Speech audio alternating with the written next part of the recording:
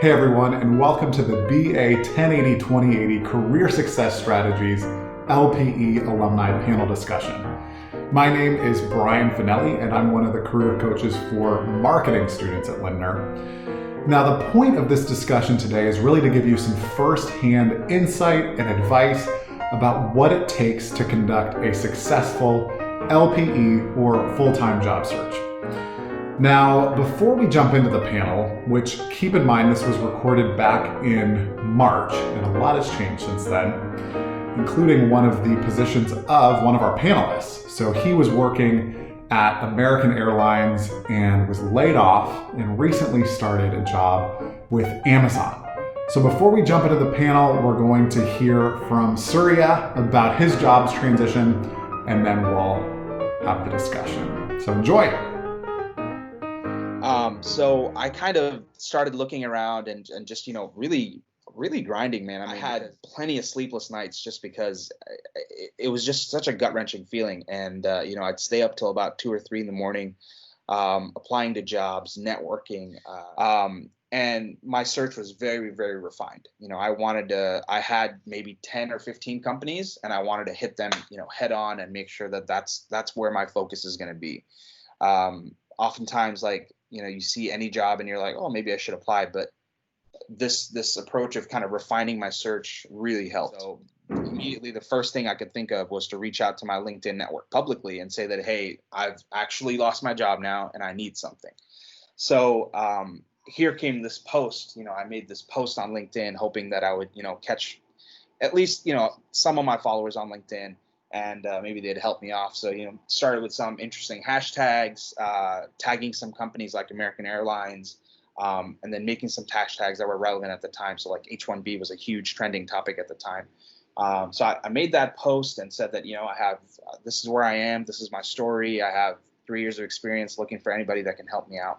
And I was really religious about reaching out and making sure I connected with that person. So, whoever shared my post, I'd go in and say thank you, or go in and, say something to show appreciation and gratitude. And that kind of just snowballed into this post that kind of hit 10,000 views on LinkedIn. And I have never, I don't know if other people have reached that success, but I've never had that. So that was a first for me. And I was like, oh, sweet. This is actually something might come out of this. And all this while, I'd been looking at all these companies, and Amazon was one of my top targets to hit because I really wanted to crack Amazon.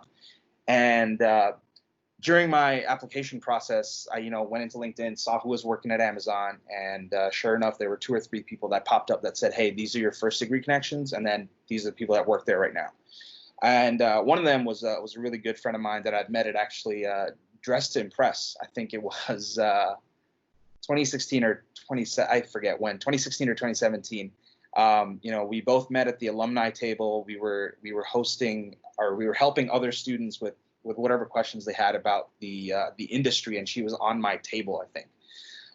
And we had stayed in touch for a long time, since 2017. It's been 3 or 4 years. And I reached out to her and I said, hey, these are the 6 jobs at Amazon that I've applied to. Would you happen to know any of these people? And the hiring managers. And she came back and she said, yeah, I know one of these people. Let me forward your resume to them. So once she did that, I got an email almost the next day from the recruiting manager and said, hey, somebody sent us this resume. We think you'd be a good fit. Would you like to apply? And I said, yes. And after that, it kind of went silent. And then I think a week or 2 later, a different recruiter reached out and said, hey, we got your name from the applicant pool, and we want to see if you'd be interested. So I said yes, and it was a different job. And that's basically it, right? So she pushed it on. I had a phone interview, followed by a really heavy virtual onsite. It's called a virtual onsite interview, where I had face-to-face Zoom type calls with about 6 people, pretty rigorous. And then after that, an offer followed the next day. So it was just really, things really worked out. Not saying that it was luck, because I worked my ass off, and it was just happy to see that things paid off. So I officially got let go on July 10th, and I signed the offer with Amazon on July 9th. So the timing of it all just really came together, and I started on July 27th. So I'm week 1 now, and feeling really proud to be where I am. And can't thank, just networking is so important. And I've mentioned this in our videos a couple months ago when we made it. Networking is just so key, because you never know who you're going to run into. Maybe not now, but 3 years down the line, or 4 years down, or whatever it might be. And clearly your your hustling paid off. Yes, absolutely. And to anyone that's doing that right now, just keep doing it, man. It will pay off. It might seem like, you can't see the light at the end of the tunnel, but it will pay off. And if there's anything I can do to kind of help you get there and pull you out, then let me know. And I'm happy to help. Awesome. Thank you so much. So let's go ahead and take a minute and meet the panelists. All right. Hi, I'm Liz Schultz. I currently work as a senior account executive at Icon Marketing Communications, which is an advertising firm in Northern Kentucky. Do you want me to go into my LPE experience? Yeah, I was going to say, so let's I should have said that. Let's talk about what you're doing now, and then any previous LPE co-op internships experiences that you've had. Yep. So I had a few while at UC. My first summer after freshman year, I did 2 part-time internships, one at a political consulting firm as a judicial fundraising intern, and one at a video production company as just, video production intern. And then I worked part-time at an arts education nonprofit called Drama Kinetics. And then I did a full-time semester at CR Architecture and Design downtown. And then I capped it off with 1 full-time semester, 1 part-time semester at Icon Marketing Communications, which is where I work now. Phenomenal. Thank you so much for being here, Liz. Let's go to Sean. All right. So my name is Sean Smith. I am actually a 3rd-year accounting and information system major at UC. My previous LPE experience has been, I did 1 rotation at WorldPay, which just got bought by FIS in their SOX compliance department. And then I've been at Cincinnati Children's for the past year and 3 months as just their general accounting intern.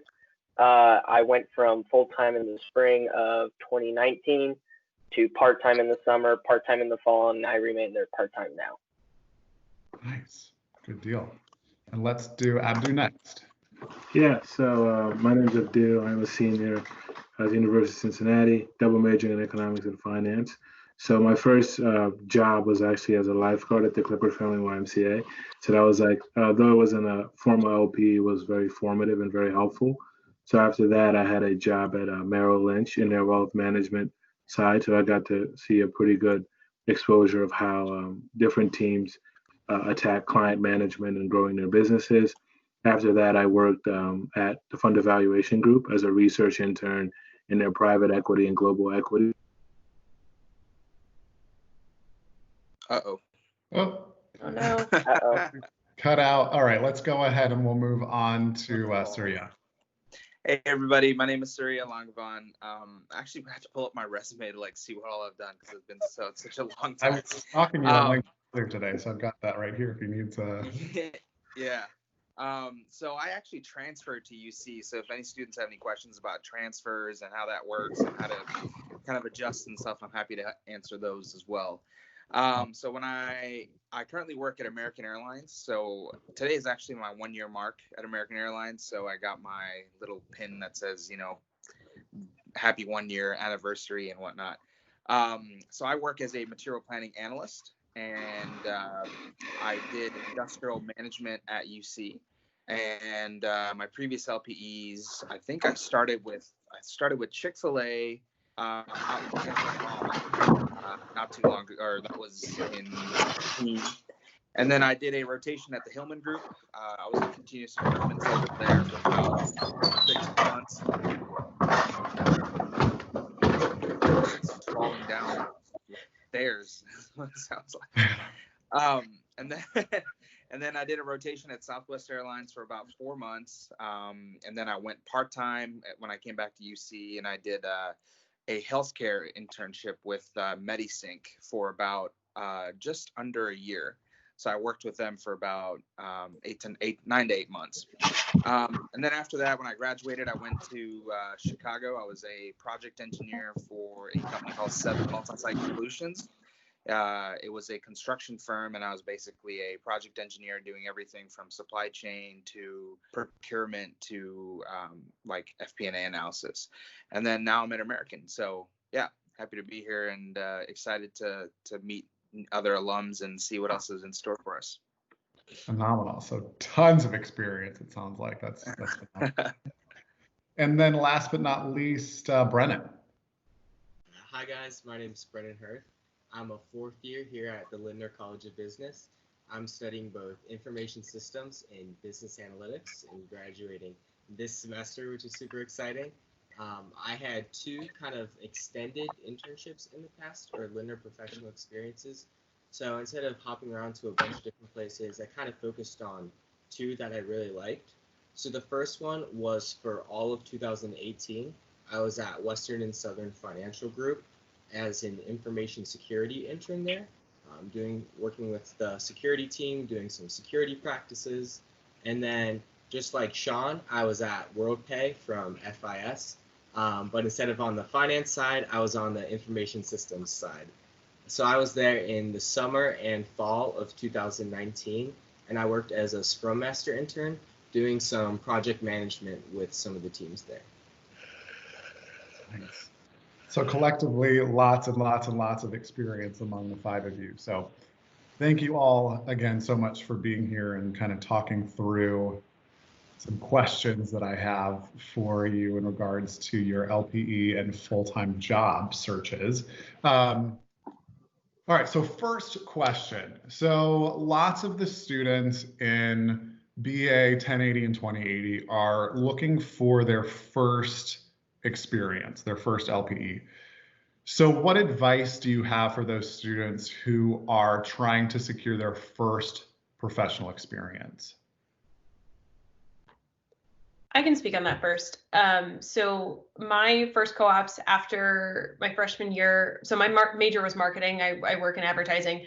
They were not super related to what I was doing, but I was having trouble finding a first co-op, and through some connections was able to secure 2 part-time co-ops. So I just think the idea of getting any kind of experience that you can is going to boost your resume for the next time you apply for something.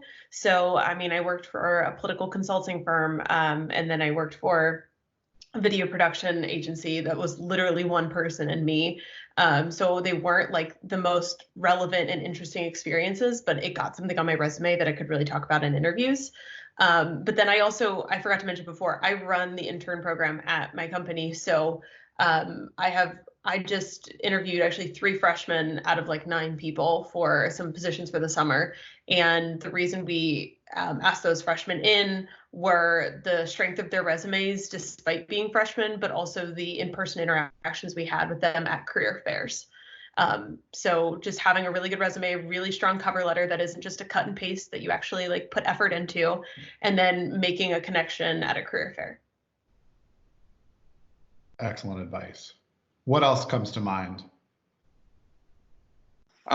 So I can speak a little bit on this. So I mentioned before that I was a transfer student. So when I first came to UC, I didn't know anybody. I didn't meet anybody, or I had no family or any connections out here. But I will say that networking will take you a long, long way. And I think the only way I got my internship at Chick-fil-A was by networking. So I think it was BA, I forget what the class it was, but it was like introduction to business. And one of our professors, she brought in the owner of Chick-fil-A from Kenwood Mall. And he was just telling us about his life and like how he got to where he is. And, out of curiosity, I said, hey, you want to grab lunch sometime? I'd love to know more. If you have any advice, let's just talk. So that lunch then turned into like a coffee. And then at that coffee, it was like, hey, if you want to be my supply chain guy, let's do it. Like, I'll give you an internship.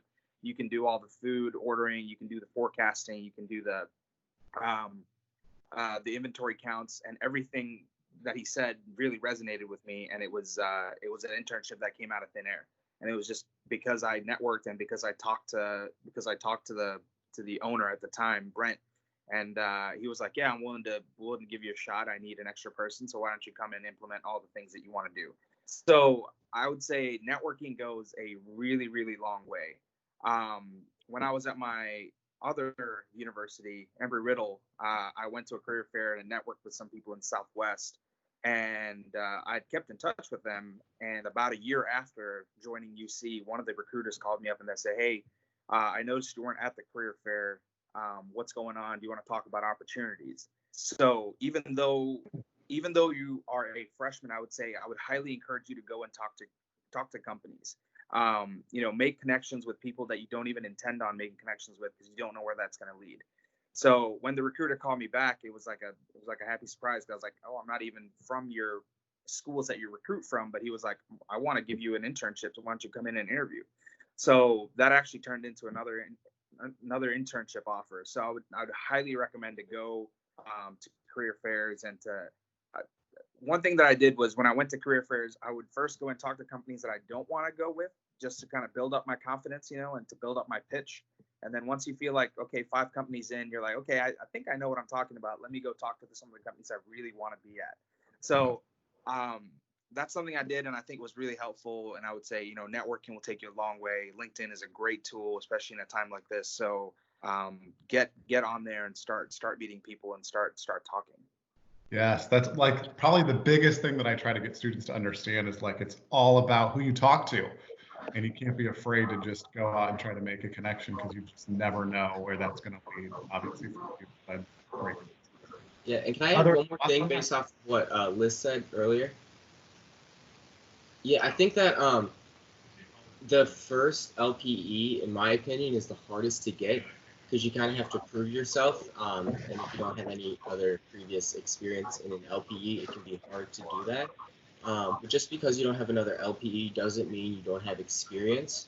So I would definitely leverage any experience that you have in leadership or in student organizations and put that on your resume. Because sometimes the things that you've done in those organizations or as a leader in those ways can mean a lot more than a previous internship can. So I know I've had organizations leadership on my resume since the very first time I made my resume in freshman year, and that has been on there, and I've been able to talk about that all the time. And sometimes that's the most interesting thing to talk about. I was going to say, Liz, I'm sure you can vouch for that like leadership in any form is such an important piece for you as a recruiter to see that on somebody's resume, right? Especially somebody who is a freshman who may not have experience. Looking at the resume and saying, wow, they're really involved. They clearly are dedicating themselves, even though they haven't been able to secure that first one yet. They clearly have initiative and are a really hard worker. And that's like a big quality that we look for. Sure. Absolutely. What about Sean, Abdou, any thoughts on this one about, what you have for students looking to land their first LPE? Yeah, I would say I can. Oh, you can go ahead, Sean. Go ahead, Sean.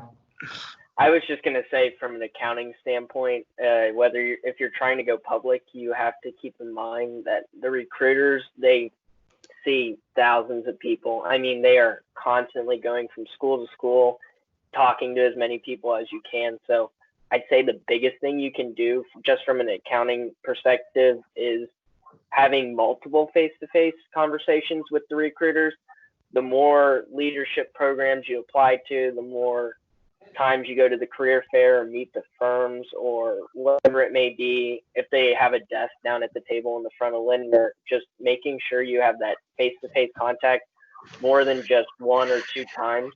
They're going to remember your face, and that'll help them remember your resume.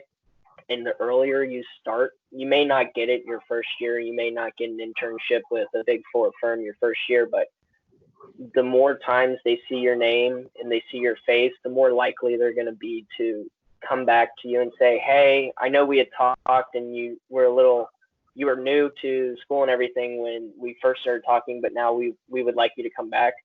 I spent a lot of time talking to BKD and the recruiter there, and he said, I picked your name out of a stack of resumes purely because I had seen you and talked to you more than just one time at Meet the Firms and got your resume.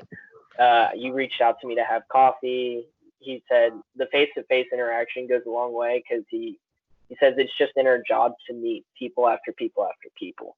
So the more face-to-face interactions you can get, the better off you're going to be down the line. As for landing your first LPE, it's the same thing. As much networking as you can do. I got my first LPE from a friend who was already at a job and at WorldPay, and he said, I want to take classes. Is there any way we can make this a part-time thing?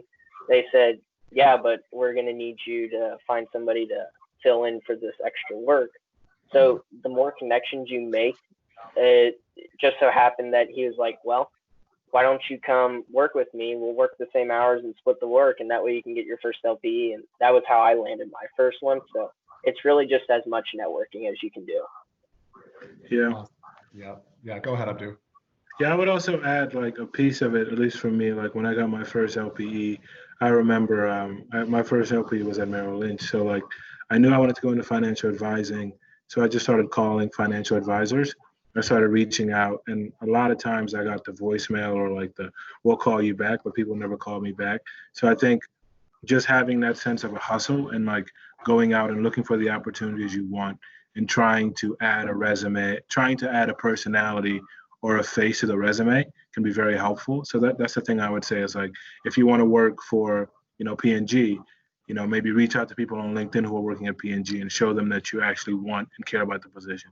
So I would say a sense of hustle is very helpful. Absolutely. That's phenomenal. You guys have all done really well with the whole networking piece. I'm so impressed. But yeah, I think that just goes to show you that anything that you can do to not just be a piece of paper, right? Because they get how many recruiters get how many resumes. All of you just expressed like things that you could do to, become, like you said, a personality rather than just a piece of paper. Great. So let's kind of, one of the questions, the next question was going to be what role has networking played in your various job searches, but I feel like we definitely already just covered that and the importance of getting out and meeting people. What advice do you have? So let's get into like your resume. What advice do you have for developing a standout resume? So we talked a little about like highlighting leadership. So obviously that's a huge thing. What other things have you all found helpful as far as developing a really strong resume? I would say impact, right? Like if you're talking about something you did, what did that do? Why did it matter? And what like came from it, right? So like if you're going to talk about you were a manager somewhere or you were even the president of an organization, maybe throw in some numbers about, okay, when I started, we had 50 members. By the time I was done, we had 75, right? Something that can show that what you did actually mattered, and it gives some kind of context as to what you were doing and why you were doing. That's what I would say is the biggest thing. Phenomenal. Other thoughts? I would just say one of the best things you can do to help your resume, I don't know if there's one standout item you can put because each job is different, but talking to somebody maybe at that company or in that field about your resume saying, hey, could you just look over it real quick? I know when I went to apply to public accounting firms, I asked people who were in the public accounting field to look over my resume and say, hey, would this stick out to a public accounting recruiter or is this just too different? And I'd just say the biggest thing you can do is go to people for advice, get as many people to look at your resume as you can. Not only so they're looking at it, but also you're receiving that feedback like, hey, you might want to highlight this experience a little bit more for this job you're applying to. Or, hey, I think it looks great. I just say use your resources and make sure people are looking at it and you're receiving their feedback and taking it to heart. Yes, good. And you'll probably get contradicting information about like what's right, what's wrong, but just, collecting all of that and kind of coming to your own conclusion about what's best. Great. Good. Other thoughts? I would say that building out your resume is really like a beautification process. Whenever somebody gets your resume, I think the stats that we were given was that it's like 6 seconds that a recruiter spends on a resume when they first get it. So I think your resume needs to be like eye-catchy enough for the recruiter to spend another 30 more seconds on it so that they can start combing through the details. And in those 30 seconds, like what I'm sorry, I'm blanking on his name, but like what the first panelist said, you want to use data-driven numbers and facts that prove what you've done to show for it. So, and I would say definitely have as many people look at it. There's not a number out there, but I must have given it to at least 100 people to look at, because every single person finds either a typo or some sort of formatting, or just when you think it's perfect, it's not. So go get it checked and get a lot of eyes on it, because you'll get a lot of ideas and a lot of different ways to think about how you're presenting something. So that'd be my advice. Good. Brennan, what were your thoughts that you were gonna say? Yeah, definitely. I was gonna add in the fact that the resume that you give the interviewer or the person that you talk to is the resume that you're going to be interviewed on. They're gonna have that resume for you during the interview, most likely.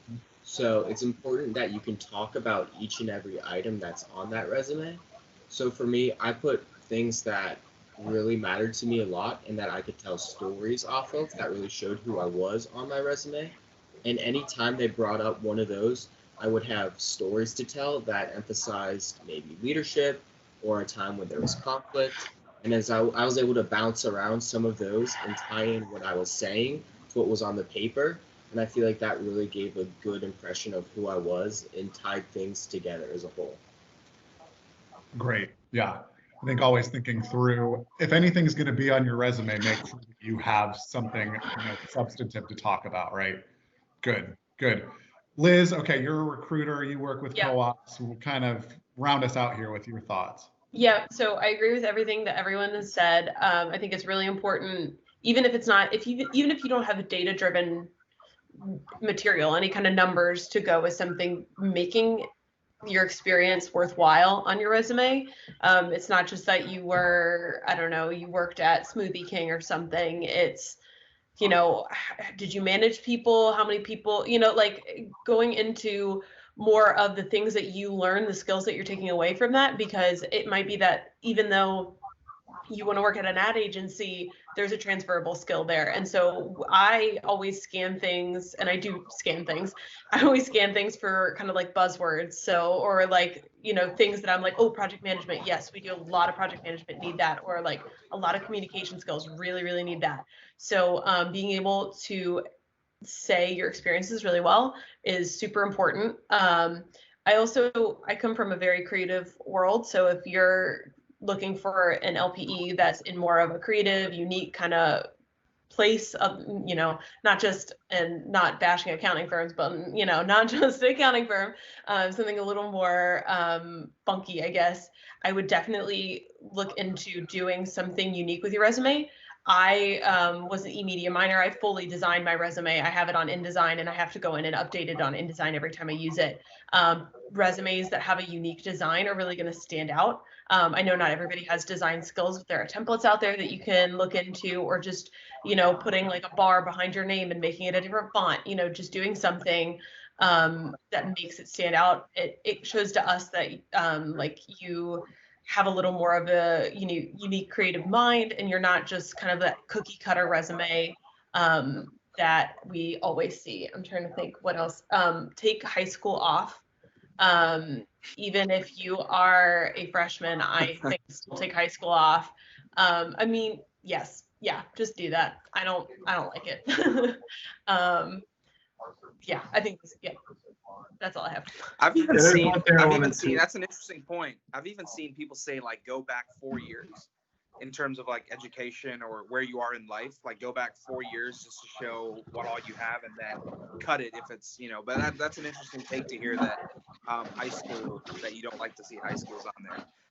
Another thing that you mentioned about the buzzwords, I will say, there are a lot of companies that are getting thousands and thousands and thousands of resumes. So it might be really a good idea to look at the job description and see what they're looking for. Because in the job description and the responsibilities, it'll say we need somebody that's good with analytics, we need somebody that's good with Photoshop, whatever it might be. and try and insert those words into your resume so that when you do upload it, it bypasses the first screening that the computer takes out. You know, HR won't even get your resume until it passes through the algorithms that the company's set. So another good idea might be to scan the job description and the roles and responsibilities and see what's on there, and then grab a few of those words and put them somewhere in your resume, you know, that says developed or, you know, created or whatever the job description might be. Try and fit those words in there so that you can bypass the system and get to the recruiter. Don't let the computer beat you. So I would say that. Absolutely. Yeah, I also wanted to add in one more thing about resumes. So like one of the things that I found useful is like especially, you know, once you get to having a couple more job experiences, I guess this might be forward looking, but sitting down and really understanding when you leave a job, why did you leave it? What are you looking for? And then what does that connect to what you're trying to do, right? So like when I left, you know, the YMCA, I talked about what I did there, why I didn't like it, but why it prepared me for my next role, right? So like beyond what's on your resume, having some kind of story or some kind of progression attached to your resume, I think. Good. Oh, we can cut out again. But okay, yeah. So I think all of this is such good advice. Like almost point by point, exactly the kind of stuff that we talk about in our career class. So now kind of moving into LinkedIn. So I know that, you know, there's quite a few similarities between what you put on your LinkedIn and your resume. So talk to me about how all of you have used your LinkedIn and or ways that you've leveraged LinkedIn for your job searches.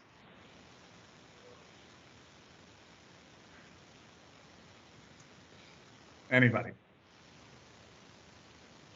I can go. So LinkedIn had this really cool feature. LinkedIn had this really cool feature called linkedin.com/alumni. I don't know if that's still a thing. Yes, it is. So I actually really loved using that tool because I was targeting the companies that I wanted to get into, and I was using the alumni feature to go and see who's worked there and who do I know that knows that person. So I guess at this time it's not about what you know, it's more about who you know and who they know. So through LinkedIn, if I can like narrow my search to either like for example, when I was working at or when I was trying to get into American, I used my fraternity, my business fraternity, to find a similarity with the person that was working at American. And then with that, I was like, hey, I'm a fellow Delta Sigma Pi brother. I'm really interested in working at American Airlines. Could you help me get, you know, you give me some more information? Can we get together and chat? Now, hadn't I known that he works, there's a lot of background noise. Hadn't I known that he works, if I didn't know that he didn't work, that I wouldn't have reached out, and that wouldn't have turned into a job offer. Now, mind you might have to send out 100 just to get 10 responses, but even then you got to persevere through that and you got to keep going to get those responses. So I think use LinkedIn Alumni a lot. You know, filter it down by just your school.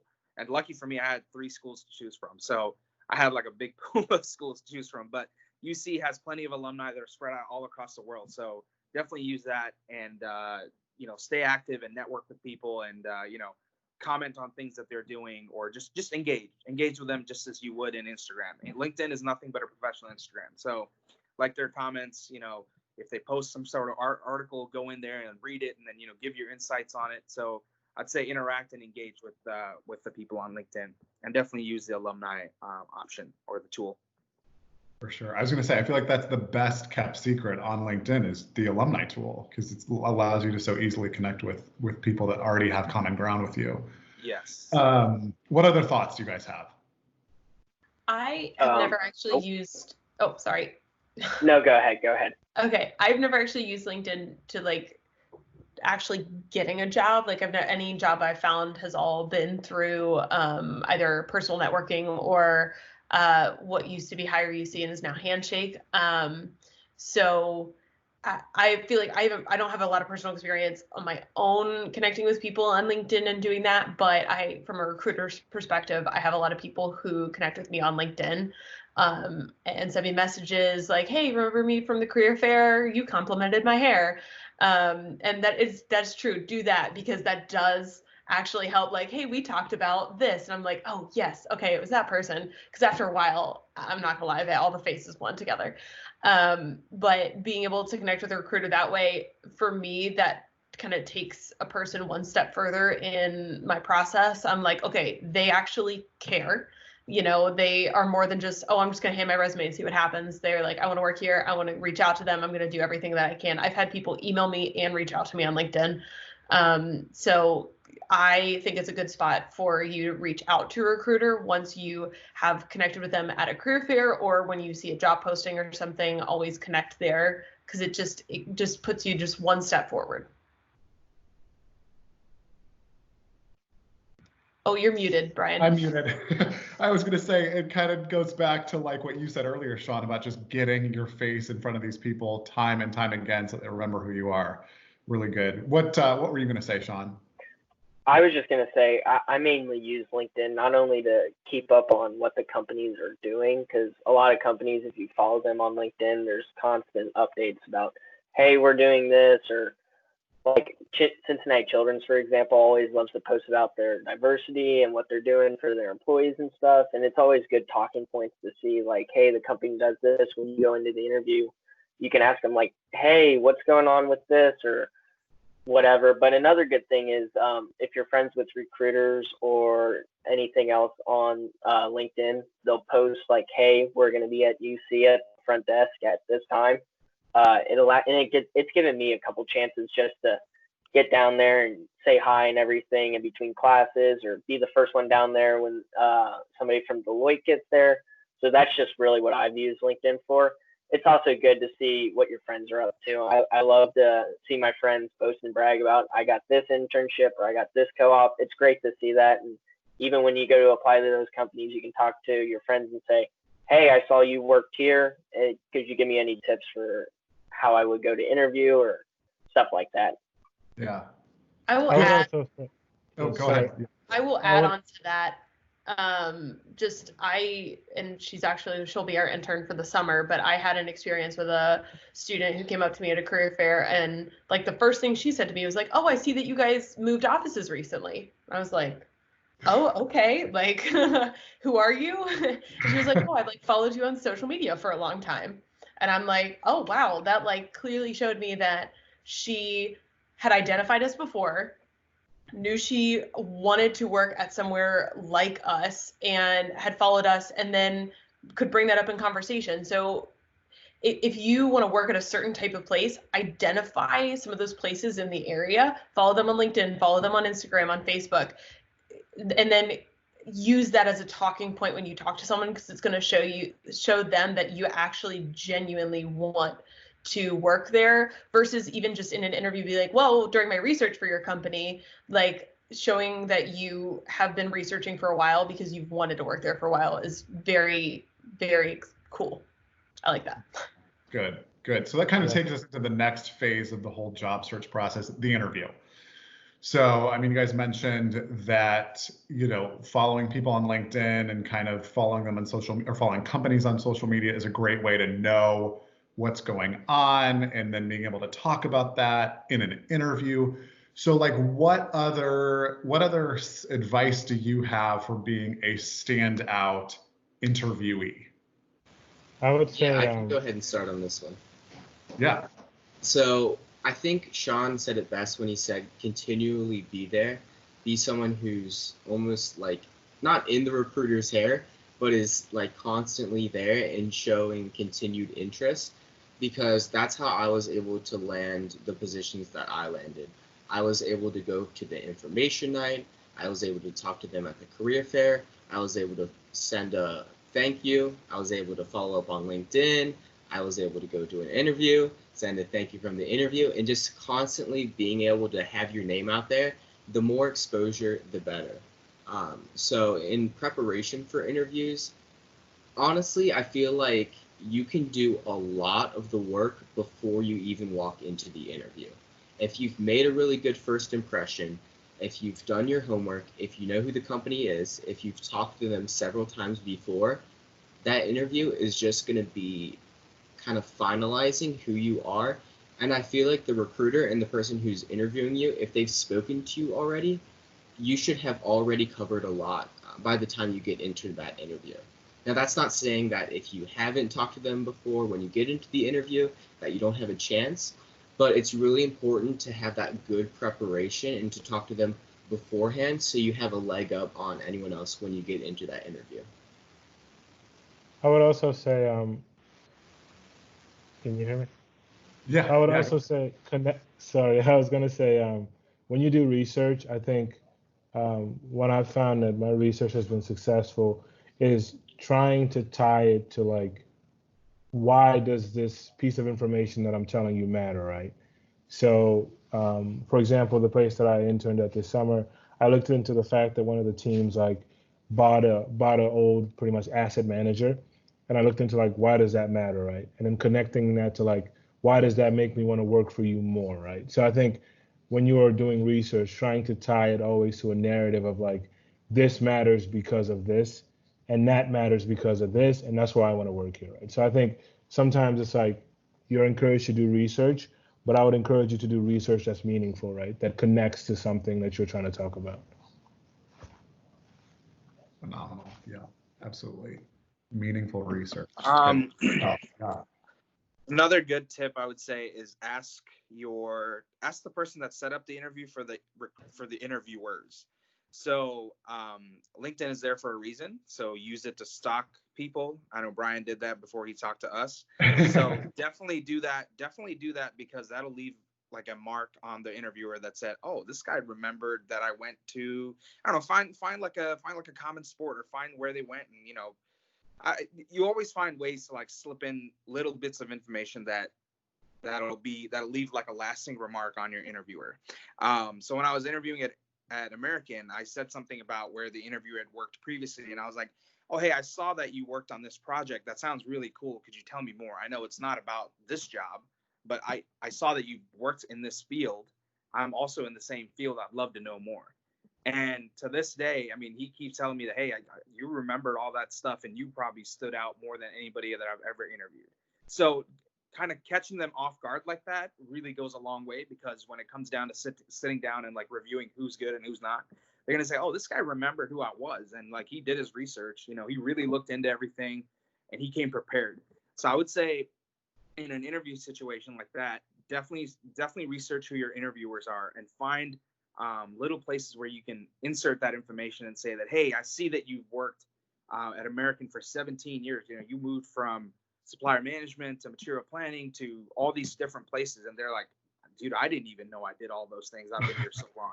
So doing all that kind of research, and then, tying it in with a question like, how has your experience in all these different departments led you to where you are? And how do you plan on leading this group of people? So bringing information like that really goes a long way, and I would say definitely recommend students to try that as well. Good. Yeah, kind of knowing who you're talking to prior to the interview could be so helpful. Yeah, good. So Liz? I have a lot of thoughts on this. This is where I have notes on this one. I love it. Number one, know what the job is. So like, I work at an advertising firm. My position is a senior account executive. We call it the account services team. It's not accounting. It is marketing. And you say you want to work at an advertising firm. Just be like, okay, I'm applying for the account services internship. Google that. Google what account services at an advertising agency is, because it's not as super clear. It's not like your accountant. You're like, okay, I feel like I know what that is. If it's a job title that doesn't like scream what it is, Google it, because there will be answers. People call things different things, but you'll get an idea of what the job is, and be prepared with specific questions related to that job. And I feel like that is the biggest thing I miss with people when they come in. Even the people we hire really don't know, and all they could do is like a Google search that, like, what does this mean? What does this job really mean? So that's like a huge thing for me, that people just Google it. It's not super hard. The next thing is like, be conversational. Don't be nervous. The best interviews are the people that it's just a fun conversation for like an hour. An intern that we hired and now is full-time, like best interview I've ever had. She was amazing. And I think she was in our office for an hour and a half because she was talking to everybody, because it was just so great. It was such a great fit. And if you're having a great conversation, they're going to be like, that person is a great fit for our team. More than just your qualifications, you're going to be somebody who really, really jives with the team. And that's honestly just as important as your qualifications, because if you're not going to jive with our team, we're a super collaborative environment. It's not going to work out. So being super conversational, and I can say from my personal experience, the interviews that I walked away from saying, oh my God, they loved me, are the ones that I got. The ones that I was like, I think it went okay, I did not get those. So if you can walk away from that interview being like, that was just a great fit all around, we loved each other, it was super fun, you're more likely to get that job. And then always relate everything back to your qualifications and your abilities. So if somebody says, well, during this job, you do like X, Y, Z, you can be like, oh, that's awesome, because when I was president of this club, I did things like that all the time, and I'm used to doing that. Like, always relate it back to you, and just instead of just saying, oh, okay, that's really cool. Like, always relate it back to you and what you've done, because it's going to further show us that you're right for that position. So those are all my notes. One more thing I wanted to add. Yeah, absolutely. And I think it's important, especially for like finance and economics and more technical stuff. If you don't know the answer to a question, just say you don't know. Don't try to BS. Don't try to make something up. People appreciate your willingness to just say, hey, I don't know. Like, I had an interview and the guy, he asked me some question and I was like, I can guess what he was. He was like, don't guess. If you don't know, tell me you don't know so I can teach you. So I think that's important. Like, don't try to BS. Don't try to like finagle a question. It's not going to work. And it makes you look dishonest. So that's the biggest piece of advice I would add. And I think that demonstrates like a level of humility, right? That you are willing to say that you don't know the answer. And I think most employers like to see humility in their employees. So I think that's a great point. I think students often, it's like they almost think like you can't say I don't know the answer. That's not true. I mean, I feel like, maybe you don't want to say that to every question, but like once an interview, I feel like is absolutely fine. Any other thoughts? I have one more point. Yeah, go ahead.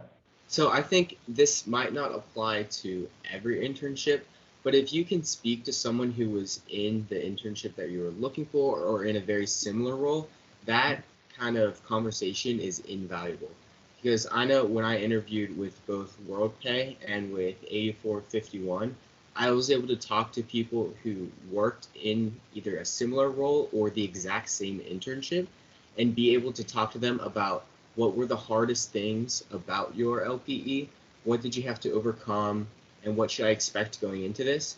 Being able to have that conversation with them is so valuable to be able to learn from their experience and then apply that to know what you can expect going forward, and just to help you know whether or not it's going to be a good experience for you and whether it's the next right step in your career. Yep. Again, just talking to people about whatever you possibly can so that it becomes a little bit more personal throughout the whole process. Phenomenal. Any other thoughts on interviewing? Okay. So let's jump into. Wait, sorry. Oh yes. Ask for dress code, because some companies, like, we don't show up in a suit to our company. Just business casual is fine. We wear jeans and sweatshirts some days. So like, just, ask. Don't be afraid to ask for the dress code. That's it. Know your audience, right? Yeah, good. I will say though, it's better to be overdressed than be underdressed. Than underdressed. That's right. So that's true. I will say that because, I mean, day one of work, I was wearing a full suit, and day two, I switched to jeans. So I think it's okay to understand the culture, but I think for the sake of an interview, even if you're going to be a mechanic, I would still go in a full suit just to show that I'm here for the job and not just, So I don't know, maybe some conflicting advice there, but I think an interview, you should always present yourself at your best, regardless of, unless it's specifically said that, hey, come in jeans and come in business casual. then that's fine. Yeah. But if there's no expectations set, then I'd say go the whole 9 yards and, you know, bring your full A game on. Sure. Yeah, I think a good default is like full suit, but then yeah, if you hear specific things from the company, by all means, definitely feel free to tone it down a little bit. Okay, so let's talk about like now being in a position. You're in an internship, you're in a co-op, or even a full-time role. What advice do you all have for students once they're in a position for really standing out, getting promoted, you know, continuing to network? What advice do you have once students are actually in these positions? So I can speak off. on this for. Go do you ahead, want to go Sean. first, guy? Go ahead. I was just gonna say, looking at the questions you have, there was talk about what about if you're in an unstructured internship, and I can speak on that because and how to stand up in the job. Children's, it's not the most structured. Like I don't come in. I don't have a binder that gives me like my day-to-day, here's what you're going to do on day 31 of your internship. It's a lot of, hey, here's a couple tasks. And what I do, and it's a little bit more unstructured, but a way I stand out is I'm always checking in with managers and seniors and people above me, just, hey, is there any work you need done? Or, hey, I've got some free time here. What can I help you with? And then always just checking in, the constant checking in, and it stands out and it shows that, hey, they won't work. That's good. And it makes you look more responsible and reliable. Like we can go to him or her for tasks. It really helps you stand out, and especially in an unstructured internship, it helps to keep you focused and engaged because you're always getting a new task, or maybe the task turns into something that you're doing weekly, monthly, every 3 days. So I just say the biggest thing to do is always be asking questions and always be looking for more work if you're in a little bit more of a unstructured environment. Good. And I will say that tends to be fairly common. I mean, some companies do have very structured programs where it's like, you know, every day what you're going to be going in and doing. But then other companies, you know, it's maybe not quite as structured. And I'm not saying one is better than the other, but to know what to do in those situations where maybe you don't have a whole lot on your plate, to take the initiative to like go ask and see what else needs to be done. Awesome. I know, Abdou, you were gonna say something about this. Yeah, I was. So I have 2 points that I've learned. So one of the best pieces of advice that I got when I was working over the summer. So like my job was pretty unstructured also. So like I was always looking for things to do. And one day, this was just like me trying to be nice. So one of the associates had eaten lunch, and I was going to a trash can, and I was like, hey, do you mind if I was like, you want me to take that for you? And she was like, no, never mind. Like, don't worry about it. But then when we had our meeting, she was talking about like, she was giving me like feedback, and she was like, one thing that I noticed that's not a big deal is like you offered to take my garbage away from me. So she was like, don't volunteer for jobs that you don't want to do. So if you don't want to be the guy who is constantly like, basically be cognizant of what you ask for, because if you ask for that type of work, that's what people are going to think you're there for, right? So I think it's important, like especially when you're unstructured, finding what you actually want to do, right? So if you want to be the guy or the gal who's on every phone call taking notes, volunteer to do that. But if that's not what you want to do, don't volunteer to do it just for the purpose of volunteering, because then you'll get pigeonholed into a position that you're not going to like and you're going to be miserable, right? So then also on top of that, I would say being an intern, one of the most important things that people look for, at least from what I've heard, places I've worked for, is like how dedicated are you to your role, right? Like I'm not saying come like the cliche of being the first one in the office. That's not always practical, but don't also be the last person in and the first person out. That doesn't look good, right? So it's about, I think, at a certain level, especially when you're like the lowest level person, showing that you have determination, showing that you have a good attitude. Because frankly, when you're coming in as a first year intern, you don't have a lot of skills. So it's like what people are looking for is someone that they can teach and someone that's willing to be there. So that's a piece of advice I would say when you're in your position. I would say I actually have kind of contradictory advice to that, Abdou. Sorry. My suggestion is, take every opportunity that you are given, even the crappy ones.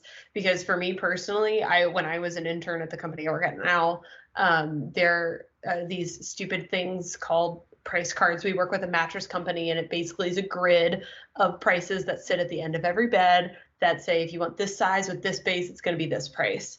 And they are the bane of everyone's existence, but they're super important because it's how much you're actually going to pay for the mattress. So it's not super fun, but when I was an intern, our boss needed somebody to help proof them. And I was like, yeah, sure, I've got nothing to do. Why not? And so I was looking through them. I found several mistakes, and slowly my boss started to like rely on me more to help with those. And eventually, as an intern, I basically owned them and did everything for them. And now that I've turned into a full-time employee, we've worked on and developed a web app that does them just by a click of a button. And it's $100,000 and growing project that I am still working on, that I get the opportunity to run and do. And I mean, I just literally had a meeting this morning about it. So I mean, I just took an opportunity that everyone just, didn't want to do, and I made it my own, and I crushed it, and it showed to my bosses that I cared, and I, even though it was a crappy job, I was going to get it done. I was going to get it done right, and they needed to rely on that for that project. So just grab every opportunity and run with it is my advice. And kind of to go off of that, like, whatever you do, just do it well. It's okay to mess up and it's okay to ask questions, but don't just kind of like and just like throw it off, put a lot of effort into it, because that's going to show, and they're going to want to give you more work and trust you with more things. So that's really important. And then I feel like I had another thing, but somebody else can go. But good. Yeah. And I think maybe to kind of mesh what you guys both said together, like, you never want to act like something is beneath you as an intern, right? Because then that comes off as a little bit arrogant. But then at the same time, jumping at some of these opportunities is really important to do as well. For sure. Any other thoughts on standing out? Yeah, go ahead, Sira. Yeah, I would say two things. One would be to be a sponge. So, absorb all the information that you're getting. This whole internship process is for you to figure out if industrial management is the right thing for you. The whole reason people do internships is to see if this is what they want to do for the rest of their lives. So, absorb all the information that you're getting, talk to people, network with the people that are currently there, and kind of see where you stand, right? One thing that I love doing when I get into a new job is just look at the org structure. So go on to Outlook and just look at the org structure and see where you are, see where your team is, and ask questions. Say, hey, why are we here when these guys are here, but we're kind of doing the same thing? Like, what's going on? So ask a lot of questions, absorb a lot of information. When it comes to unstructured programs, I think you're in a very unique situation where you get to make your own internship. So that could go one of two ways. One, you could have a really successful internship, leave a really high impact mark on yourself, on the company. Or two, you could just do with the bare minimum requirement and skeet by and, just make nothing of it. Your entire goal in an internship should be, at the end of the how many weeks it is to get an offer letter to come back next time or to come back for a full-time offer. So you need to make yourself as attractive as possible during the internship process. You've got in through the first round. You've got the interviewer.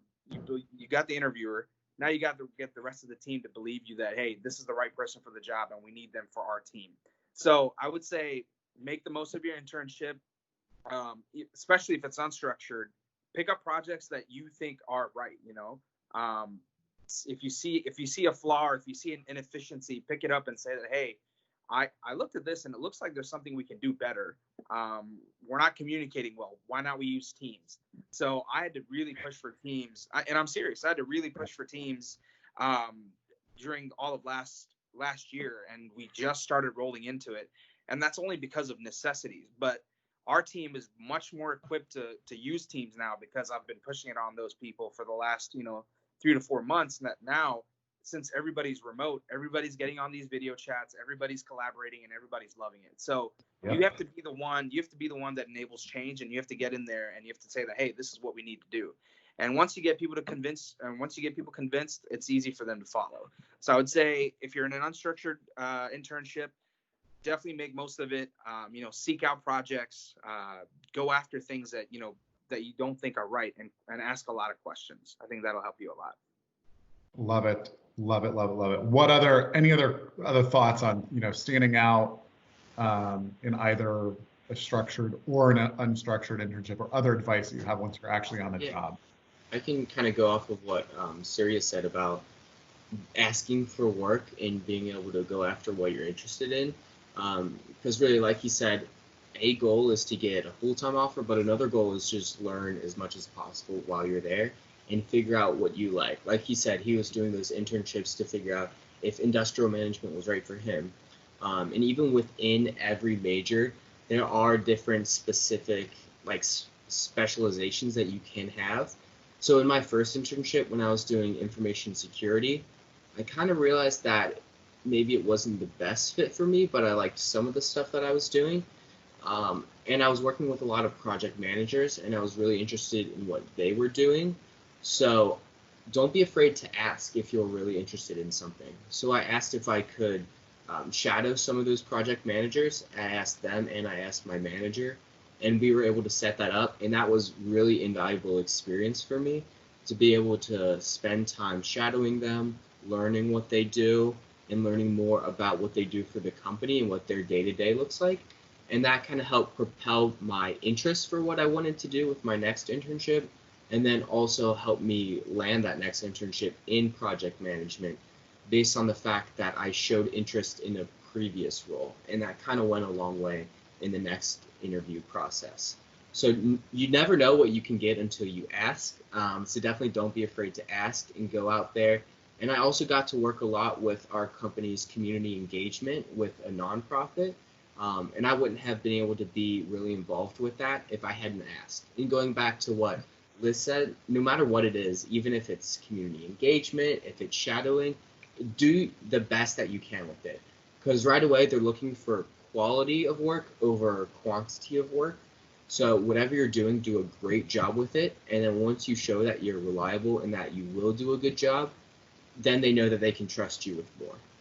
Yeah, absolutely. Good. I'd also emphasize one more thing that I thought of. I think it's important to try to build relationships with the people you work with. And I think even outside of the direct people you work with, like when I was interning this summer, I would come in early and I would make an effort to at least try to get coffee with someone, either on our team or a different team. And I was like, I think I probably, by the time my internship was over, I had I want to say 30 different coffee things that I did, or lunch, because I think it's important to yes. And not just for the purpose of I'm just grabbing coffee and let's just sit there and stare at each other, but just try to understand who this person is, why they are doing what they're doing, and who they are, and most importantly, the things you can learn from them, hopefully all being positive, but sometimes some of the negative things you learn from them, and you're like, oh, I didn't know that that's not a good thing to do. I didn't notice that you might even pick up on some of the things they say, that's not the way to think about something. That's interesting that you think that. So you're able to kind of correct and understand the company's culture, and maybe people to gravitate to or people to gravitate from or away from, which is beneficial either way. So to add on that, Brian, yeah. Oh, sorry. To add on that, I would say don't always make it about work too. I mean, it's good to learn about jobs and what people do and how they got there and that stuff, but just make friends, those relationships are probably going to last even longer. If you just chat about whatever, or, ask them if they have a dog, because people love talking about their dogs, just building those relationships beyond work is super important too, because if you go back to that person and need a reference or something, that they're gonna help you out. And also, I remember what I was going to say, and you guys all touched on it, but just ask for work. Just bug people. I don't have anything to do. What can I do? Or ideas, or, don't, because if you're going to sit there and then at the end of your internship, they say, okay, what do you feel like you accomplished? And you're like, well, nobody gave me any work. Then it's like, well, you weren't useful then. So always ask for work and, say I finished this. Give me something else. I finished this, give me something else. And just keep asking them, because they know then that you want to get stuff done.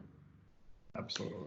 Yeah, Brian, a quick point on this, and this is exactly what he mentioned, and I don't think it's one of your questions, so I'll touch on it and let the others speak to it a little bit. Mentorship is a huge thing when it comes to internships, and that's not one of the questions that are listed, so you guys can say your 2 cents right after. But to what you said before, I mean, having those little coffee meetings or lunch meetings goes an incredible long way. Like, you make relationships with people that you never thought you would make them with. And most of the time it's free because they'll pick up the tab. So for the least thing, offer to at least pay, and then, get that going so that, one, you get exposure to the company, you get to see where other people are. And two, you get to build a mentor, hopefully for life, because I did that at 7, and I happened to find out that he plays the same video game that I play. And we almost play like 4 or 5 times a week now. And now he works at McDonald's, and he reached out to me not too long ago, and he was like, "Hey, dude, the airline industry is doing really poorly. If you need a recommendation, or if you need somebody to, one of my friends is looking for somebody like you. So if you want to walk into McDonald's, it pretty much be a foot in the door." So definitely, again, going back to networking and keeping your mentors close, it's important to have your own personal board of directors almost. So that you can kind of bounce ideas off them and say that, hey, this is what I'm thinking of doing. Is it a good idea to go into the airline industry right now? When we're looking for bailouts, and what do you think I should do? Should I? So just keep talking to them. Build your own board of directors. A core people that'll tell you what to do, what's right, what's not right, and find mentors. I think finding mentors is it's hard to do, but once you kind of recognize something that you see in somebody and you're like, man, I wish I was that guy in 5-10 years, reach out to them and say that, what do I do to be in your position in 5 years? I love what you're doing. I love your energy. How can I be there? So I think that is really important as well.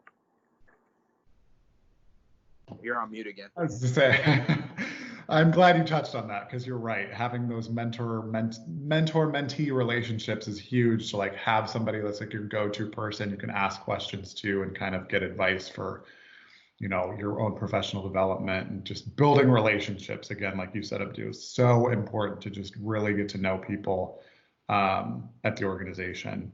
So we are coming up. We are over an hour now. So I'm going to go ahead and close us out. Are there any last thoughts or things that all of you wisdom that you wanted to impart to our students? Any last pieces of advice that you have?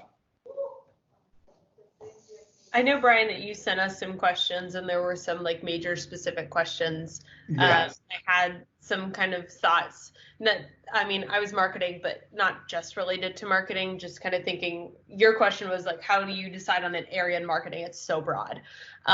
So for me, I knew what kind of place I wanted to work.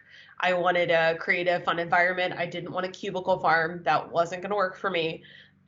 So I just started Googling places, honestly, and I kind of was ad agency, that sounds interesting. And then I just started applying to every ad agency I could find. And just, I knew what kind of place I wanted to work. I had no idea what I wanted to do. So I kind of ended up in something that I'm good at, so I'll stay here for a while. But if you really have no idea, find the environment that you want to be in and apply to places there, because that's going to be super helpful. Good. So that's how I just I found my path that way. Good.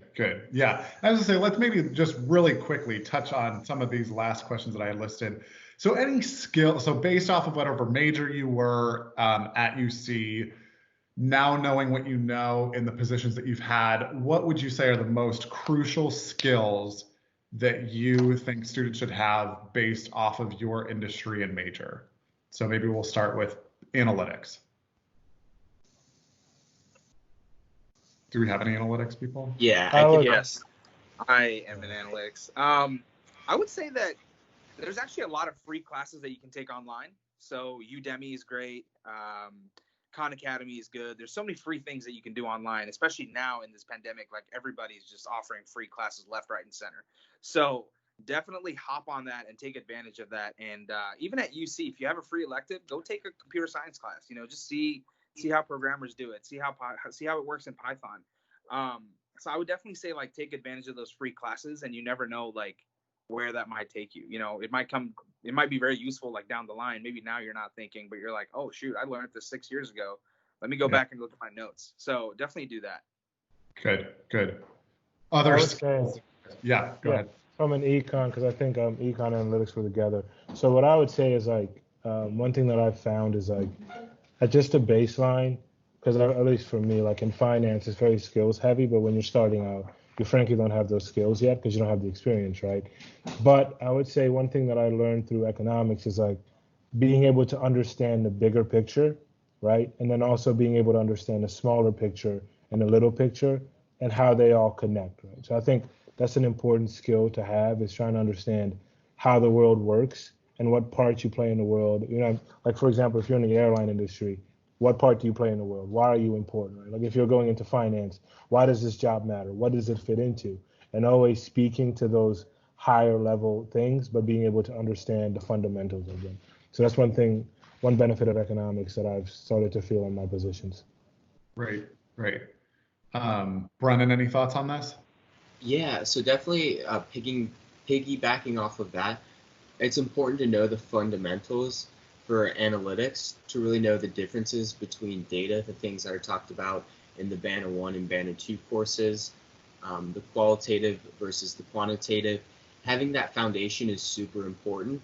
And then on top of that, this goes for both information systems and business analytics. Being coachable and being teachable are super important, because you might not have all the technical skills, but you might not need them. Being able to at least speak the language or learn the language while you're there is really important. So be able to ask questions. Hey, I don't know what this acronym was. Can you explain that to me? Hey, someone mentioned this system. I don't know what that system does. Can you break that down for me? Be able to ask those questions and be teachable and coachable will go a really long way to making sure that you can learn a lot and also contribute a lot to your team. Good. Really good. And then Sean, anything to add on this? I think everybody's pretty much hit on all the points. As far as for accounting, like Excel would be the biggest thing, but just knowing those simple functions, you'd be surprised getting out into the field. Many companies don't use those simple functions from what I've seen. So just that basic understanding as far as a technical skill. Got it. And then I'll go ahead and ask you this last question, Sean, since I know we've got a ton of accounting students. So there can be a lot of pressure to go public, meaning you work for a public accounting firm, namely a Big Four corporation.